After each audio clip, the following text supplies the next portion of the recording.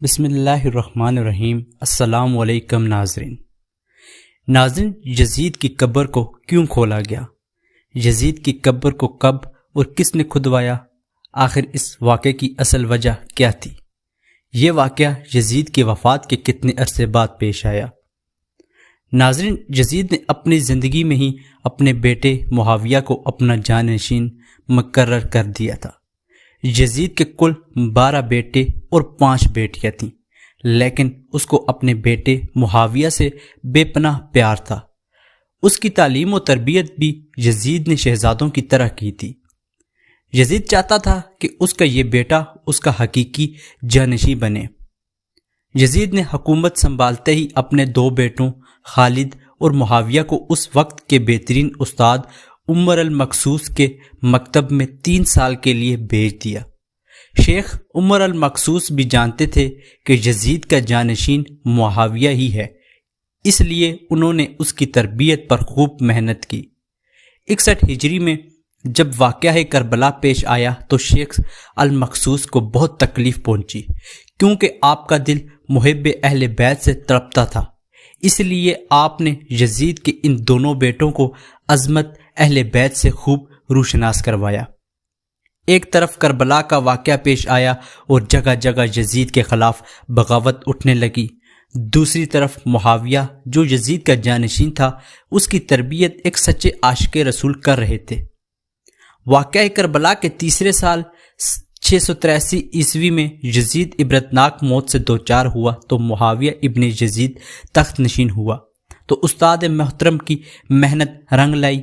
اس نے آتے ساتھ ہی واقعہ کربلا کی تحقیقات کی اور محض 40ویں دن بعد لوگوں کو اپنی بیعت سے آزاد کر دیا۔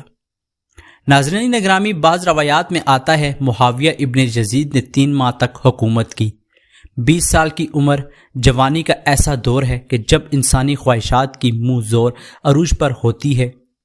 یزید کا جانشین ہونا اور پوری اسلامی مملکت پر حکمرانی کرنا اپنی تمام جائز و ناجائز خواہشات کو پورا کرنے کے لیے بہترین موقع تھا، لیکن معاویہ بن یزید نے تخت پر بیٹھتے ہی واقعہ کربلا کی تحقیقات کی اور حالات کا بہت باریک بینی سے جائزہ لیا۔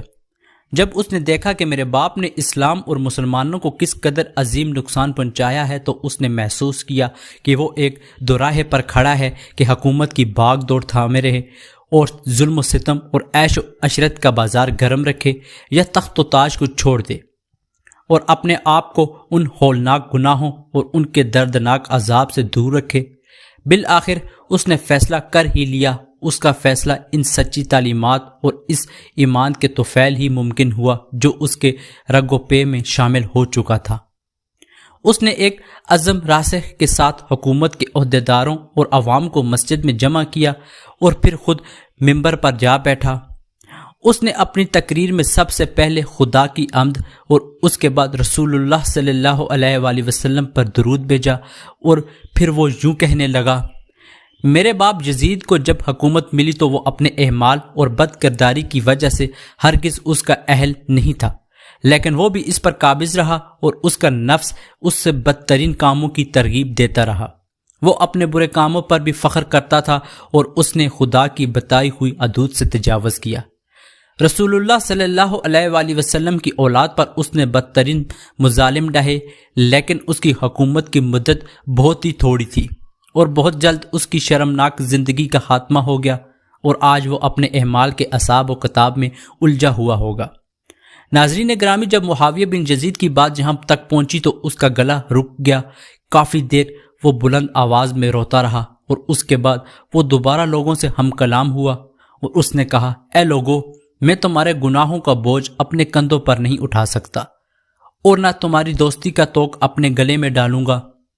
میری خواہش تو یہ ہے کہ حکومت شہزادہ امام حسین امام زین العابدین کے حوالے کر دی جائے، یا اب تم خود جو بہتر سمجھو وہ کرو، یا حکومت کرے جس کا تم انتخاب کرو۔ میں اپنی بیعت سے تم لوگوں کو آزاد کرتا ہوں اور اس خلافت کو ٹھکراتا ہوں۔ ناظرین، معاویہ ابن یزید کے ان جملوں نے محفل میں ایک طوفان برپا کر دیا۔ پھر معاویہ ابن یزید منبر سے اتر آیا۔ اس کی ماں اور دیگر عزیز و اقارب آئے تو دیکھا کہ روئے جا رہا ہے، تو اس کی ماں نے کہا: کاش تم ایز کا چیتلا ہی ہوتے اور میں تمہاری خبر نہ سنتی۔ اس نے کہا خدا کی قسم میں بھی یہی چاہتا ہوں، اگر میرے خدا نے مجھے معاف نہ کیا تو میرے لیے برا ہو۔ اس کے بعد بنو امیہ نے اموی شہزادے مروان بن حاکم کے ہاتھ پر بیعت کر لی اور اسے تخت پر بٹھا دیا۔ مروان نے اپنا دارالحکومت مستقل طور پر دمشق منتقل کر دیا۔ بنو امیہ نے شیخ عمر المقصوص کو زندہ درگور کر دیا کہ تم نے ایسی تربیت کیوں کی کہ معاویہ بن یزید نے برے دربار میں بنو امیہ کو رسوا کر دیا۔ اس کی چند دن بعد ہی معاویہ بن یزید کو زہر دے دیا گیا۔ ناظرین گرامی، 684 عیسوی سے 685 عیسوی تک مروان بن حاکم نے حکومت کی۔ پھر اس کی وفات کے بعد مروان کے بیٹے عبد الملک بن مروان 685 عیسوی سے 705 عیسوی تک ایک طویل عرصے تک حکومت کی۔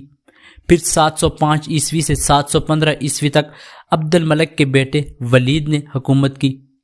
اس کی دور میں سندھ، اندلس اور دیگر ریاستوں کو فتح کیا گیا۔ اسی کے دور میں امام زین العابدین کو زہر دیا گیا۔ 715 سے 717 تک ولید کے بھائی سلیمان بن عبد الملک نے حکومت کی اور 717 میں عمر بن عبد العزیز معجزانہ طور پر تخت نشین ہوئے، لیکن ان کو بھی زہر دے دیا گیا۔ 720 سے 724 تک ولید بن عبد الملک اور سلیمان بن عبد الملک کے بھائی یزید بن عبد الملک نے حکومت سنبھالی۔ اس کے بعد اشام بن عبد الملک، ولید بن یزید، یزید بن ولید، ابراہیم بن ولید اور مروان بن محمد نے بالترتیب حکومت سنبھالی، اور 750 عیسوی میں بنو امیہ کی حکومت کا تختہ بنو عباس نے الٹا کر دیا۔ بنو امیہ کا آخری حکمران مروان ثانی ایک انتہائی ڈرپوک حکمران تھا جس نے ابو مسلم خراسانی کے ہاتھوں شکست کھائی اور بنو عباس کی حکمرانی شروع ہوئی۔ ناظرین گرامی، تاریخ کی کتابوں میں درج ہے کہ ابو مسلم خراسانی نے ابو عباس کے ابو جعفر المنصور اور ان کے بھائی ابو العباس الصفاح کو حکمرانی سونپ دی۔ اس طرح بنو عباس کے پہلے حکمران ابو العباس نے آتے ہی بنو امیہ کا نام و نشان مٹانے کی قسم کھائی۔ بہت سے لوگوں کا قتل کر دیا گیا اور کربلا کے واقعہ میں ملوث تمام کرداروں کی قبریں کھو دی گئی۔ اسی طرح بنو عباس کے حکمران ابو العباس الصفاح نے یزید کی قبر بھی کھدوائی اور یہ کام اس نے اپنی نگرانی میں کروایا۔ وہ چاہتا تھا کہ یزید کو قبر سے نکالنے کے بعد اس کی لاش کو سولی پر لٹکایا جائے گا۔